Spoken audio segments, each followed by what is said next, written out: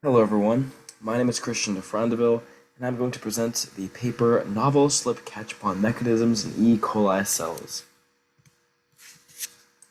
So first, we need to talk about E. coli. E. coli is a bacterial pathogen which is commonly found in the intestines of mammals, and most variants are harmless, some even symbiotic to the relationship with the host, but there are virulent strains that can cause significant gastrointestinal distress. These virulent strains are often found in undercooked beef or raw dairy products. As with most bacterial diseases, there's a high risk of serious disease for children and the elderly, and some of the more severe symptoms are renal failure and GI inflammation, along with awful diarrhea. This is also one of the most well-studied bacteria in science. Many experiments and transformations involve E. coli cells, and the cells have also been used to study the life cycles of bacteria and their general response to antibiotics. E. coli is a significant reducer of life expectancy in developing countries. Diarrhea is one of the most significant causes of death for those under 5 years old in many developing countries, and nearly 800,000 children under 5 die every year from diarrhea. It is the second leading cause of childhood death, and reduced access to sanitary water and hygienic facilities, as well as proper toiletry setups, can significantly increase the risk of contracting E. coli, as these provide fertile grounds for the disease to spread, fester, and infect others. Malnutrition, which is quite prevalent in certain third world countries, can also significantly increase the risk of severe infection, especially in children and the elderly. Finally, a lack of education on food preparation and sanitary procedures can also raise the risk of foodborne pathogens such as E. coli spreading. Novel therapeutic bacterial targets prevent opportunities for development of drugs. One crucial step in drug discovery is first identifying novel biologies or drug targets that can be targeted by small molecule drugs. This has been the major pipeline of the past several decades in creating novel therapies. Most FDA-approved drugs have started off in this manner. To start, identification of targets of interest, which is usually done by universities or researchers, can lead to a significantly increased interest in developing cellular therapies for that specific target. In addition, identifying targets for bacteria such as E. coli could lead to increased funding for the development of these new drug-based therapies. One major problem facing the medical world today is antibiotic resistance. These resistances, which have been prevalent in bacteria such as E. coli, significantly reduce the effectiveness of current antibiotic treatments. And as more bacteria become resistant to antibiotics, the price of drug therapy also increases, which can be especially difficult for patients with lower incomes, as will be present in developing countries. In addition, the development of drugs targeting novel biologies are much more effective against antibiotic-resistant bacteria, for they have not developed specific defense mechanisms for the method of action of these new drugs. Bacteria in the process of infecting new cells, especially bacteria that are moving through the bloodstream, are subject to intense mechanical forces. Again, these come from processes such as the hydrodynamical flow of the blood, being pushed by the heart, as well as the cell and surface interactions throughout the bloodstream as the cell moves against the surface of the bloodstream, as well as the free-floating leukocytes and other cells within the bloodstream. Bacteria, in order to respond to these mechanical forces, have developed adhesion complexes, such as SDRG, which are theorized to function as DLL, or dock, lock, and latch catch bonds. And in these cases, as with most catch bonds, bond stability increases as the applied mechanical force increases. However, direct observations of the bonding strength of these catch bonds in response to varying applied mechanical forces had not yet been tested. The selected paper studied the multifocal adhesion complex SPSD, which is theorized to bond to the blood plasma protein fibrogen, which I'll be referring to as FG. Single bacteria expressing the SPSD domains, again these are E. coli bacteria, were targeted with atomic force microscopy tips coated with FG, and the binding force was evaluated based on the pulling force of the tip before the bond breakage. So the first observation these researchers made is that the SPSD FG bond is extremely strong. The mean adhesion force and contour length, which is the maximum length of the bond complex before breakage, were measured for 3 different types of E. coli cells, which is represented by the red, yellow, and blue bars in the figures to the right.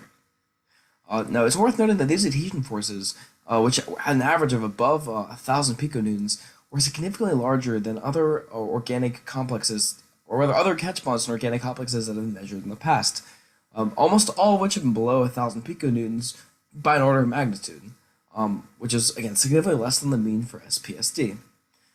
They also tested the specificity of this bonding to ensure that these complexes were really responsible for this increased bonding activity. And as you can see from figure D and E, the adhesion force was significantly stronger for the areas of the bacteria with the SPSD complexes versus just the general area of the cell. And we can also see that the adhesion probability is significantly larger for those regions as well. The equation below was used to calculate the force in the contour length as a function of the position x. And again, we can see that the overall force is inversely proportional to the bond length, as well as being proportional to the stiffness. The SPSD FG bond strengthens when exposed to increased tensile force, as is apparent for catch bonds. So in order to test this, the researchers applied various amounts of forces to the SPSD bonds, with loading rate representing the amount of force applied in a linear manner, and the adhesion force of the bond was calculated at each regime. And as you can see, there was a direct correlation model between the loading rate and the adhesion force. The adhesion force was generally higher when the amount of force applied to the bond was elevated. And again, this is generally indicative of a catch bond.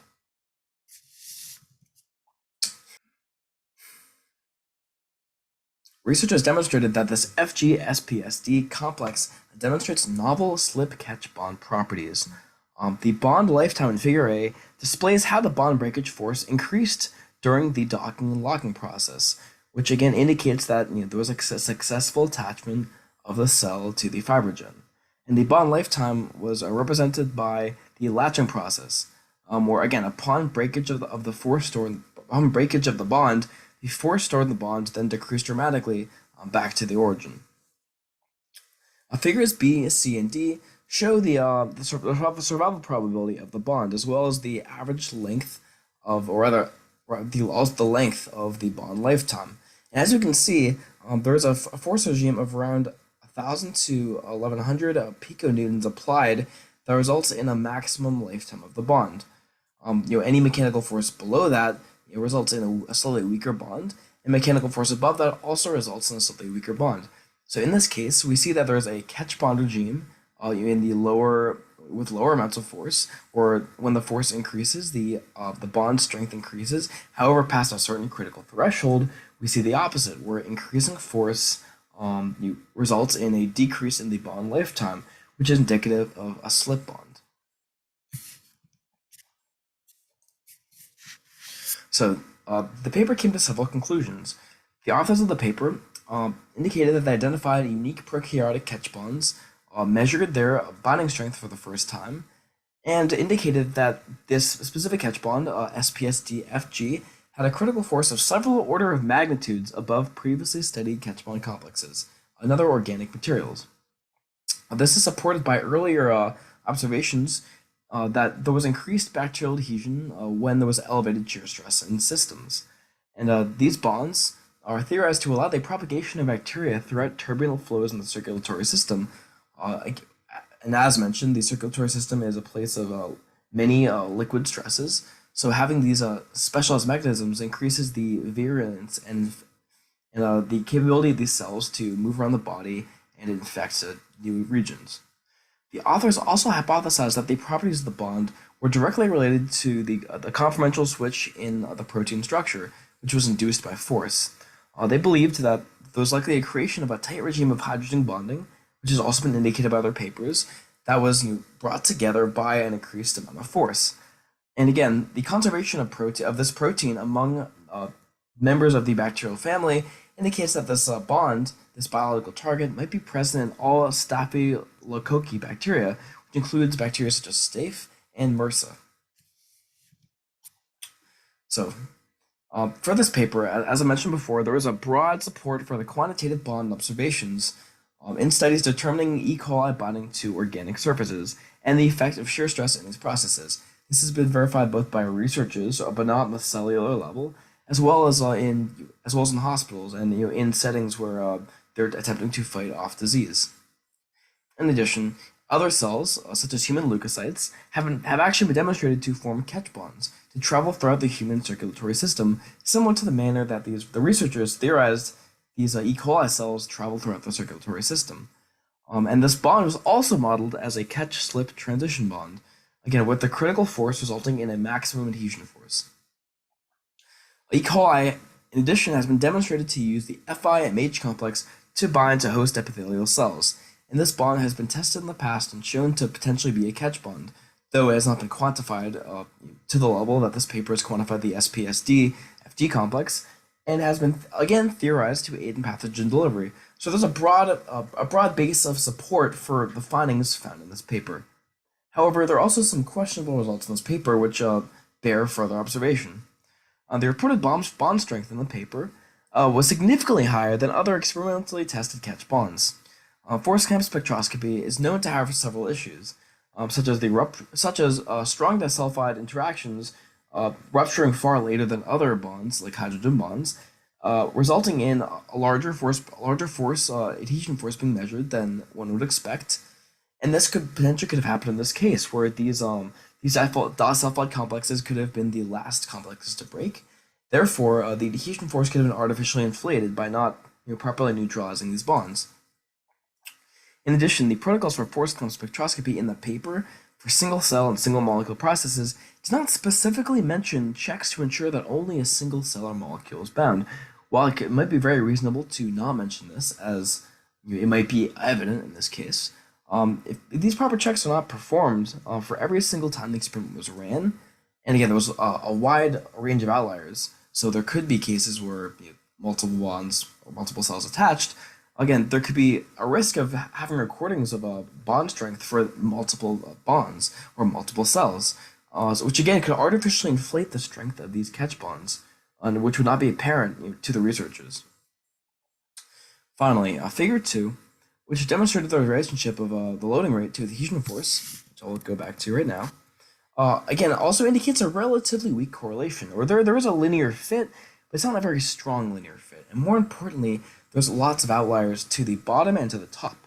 And again, in this case, when you have such large outliers, even with clustering around a general mean, these outliers might shift to this correlation somewhat. And again, with such a strong strength of this bond, again, it is surprising to see the relatively weak correlation shown in this graph. However, this correlation is significant enough to indicate that this bond is a catch bond.